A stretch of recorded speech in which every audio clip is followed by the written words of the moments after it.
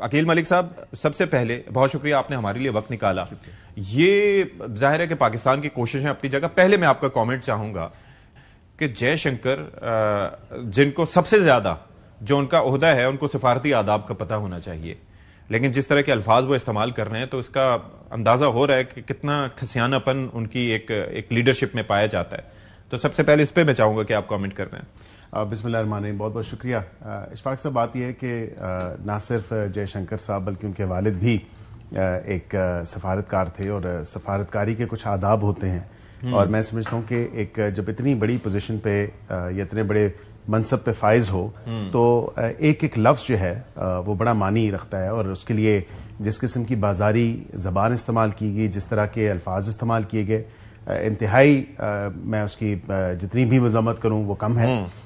خود تو یہ موقع اپنے ہاتھوں سے بھارت نے گنوایا ہے، اور اب اگر جس طرح آپ نے کہا کہ کھسیانی بلی کھمبا نوچے، اصل میں جب ان کی سول سوسائٹی، ان کی جتنے بھی پولیٹیشنز ہیں، ان کی جتنی بھی عوام ہے، اور اس کے ساتھ ساتھ جتنی ان کی انٹیلیجنس ہے، وہ سوال کر رہی ہے، وہ کہہ رہی ہے بھارت کہاں پہ ہے.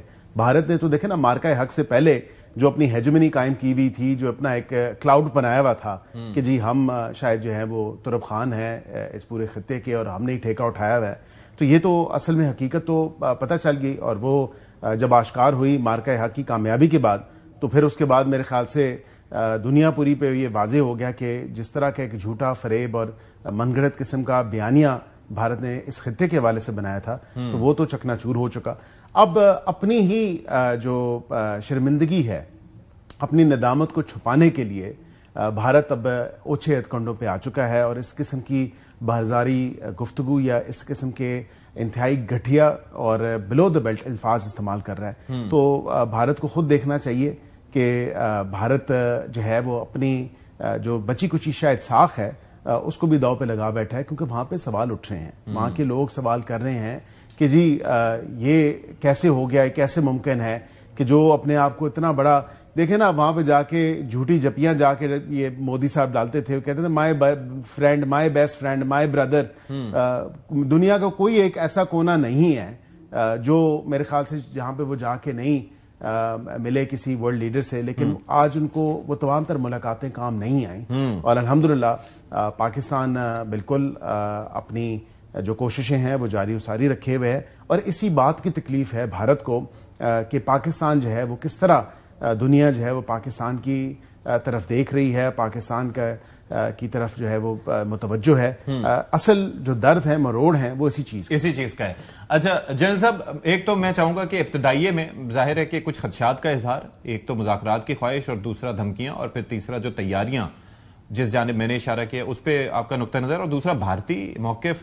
اس میں بھی کچھ چیزوں کو میں نے اپنے ابتدائیے میں سم اپ کرنے کی کوشش کی کہ how India lost their leverage.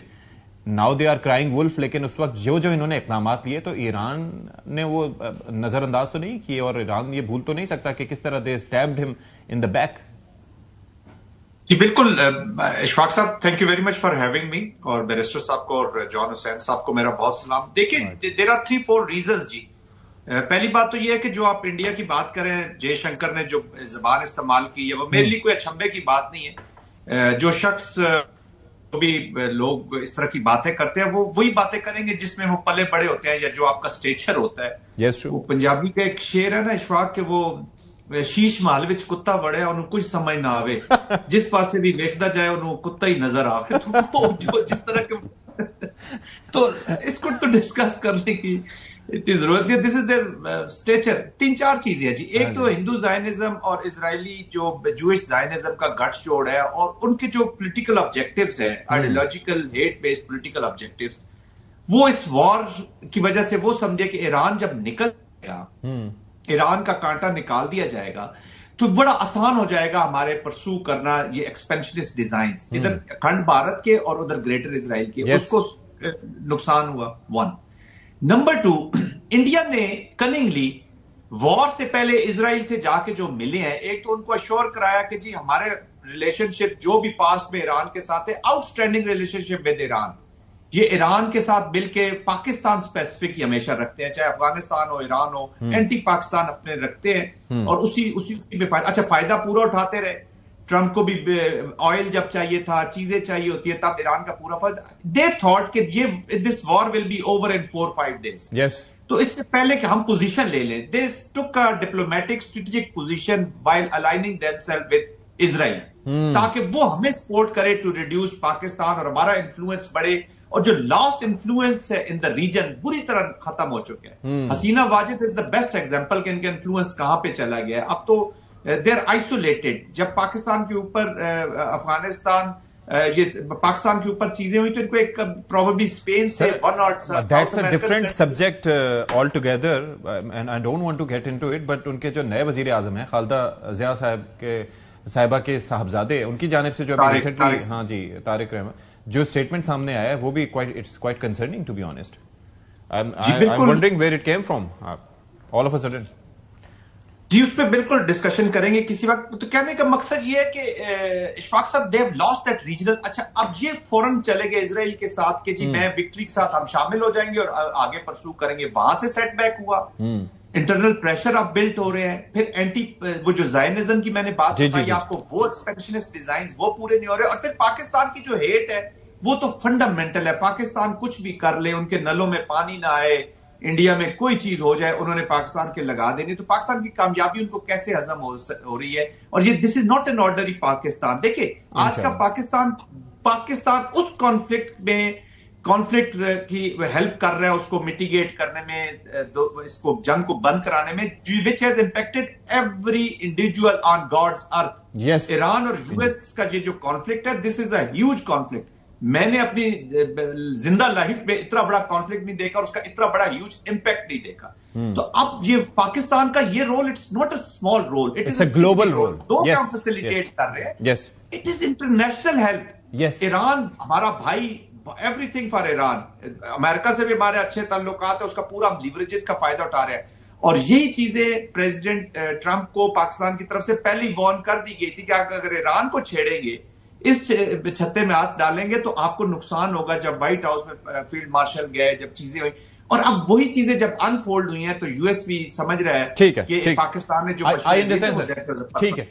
جان, ایک تو یہ ہے کہ جو انڈیا سے متعلق اور انڈیا میں جو اس وقت کافی تشویش پائی جا رہی ہے, میں چاہ رہا ہوں کہ آپ بھی اس کو ایڈریس کریں. کچھ ریزنز میں نے بیان کیے, آپ کی انڈرسٹینڈنگ کیا ہے ان کی ڈس اپوائنٹمنٹ کی, پھر میں باقی سبجیکٹ پہ بھی آتا ہوں. دیکھیں زاہد صاحب نے بہت اچھی بات کی.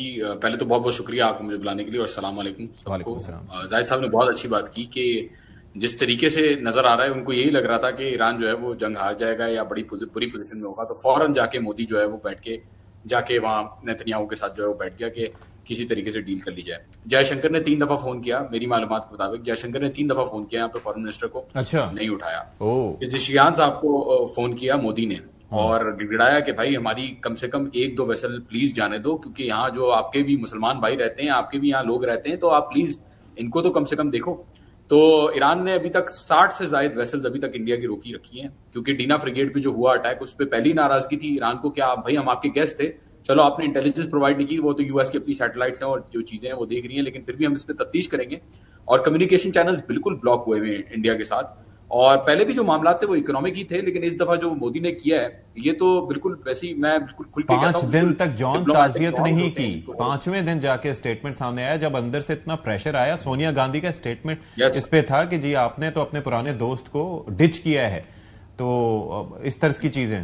اور پھر جو دینا جب ڈوبا تھا تو جو اس کا ریسکیو ورک تھا وہ سری لنکن نیوی نے کیا تھا, انڈینز نے تو پوچھا تک نہیں. یس, محمدی صاحب جو ہیں وہ ایمبیسڈر ہیں انڈیا کے, انہوں نے تو حتیٰ کہ یہ بھی بول دیا تھا کہ یہ غلام بن چکے ہیں. مطلب میں ظاہر ہے وہ تو نہیں, لیکن بہرحال انہوں نے اس طریقے سے کہا تھا کہ انہوں نے بالکل بھی کوئی کانڈمنیشن, کوئی بیانات, کوئی بھی چیز ایسی جو ہے وہ نہیں کی. اور انڈیا کو شرم آنی چاہیے کہ کس طریقے سے بار بار یہ غلط فہمی میں کہ اسرائیل اور امریکہ اس کو فائدہ دے دیں گے تو وہ جہاں کے جو ہے وہ بیٹھ جاتے ہیں.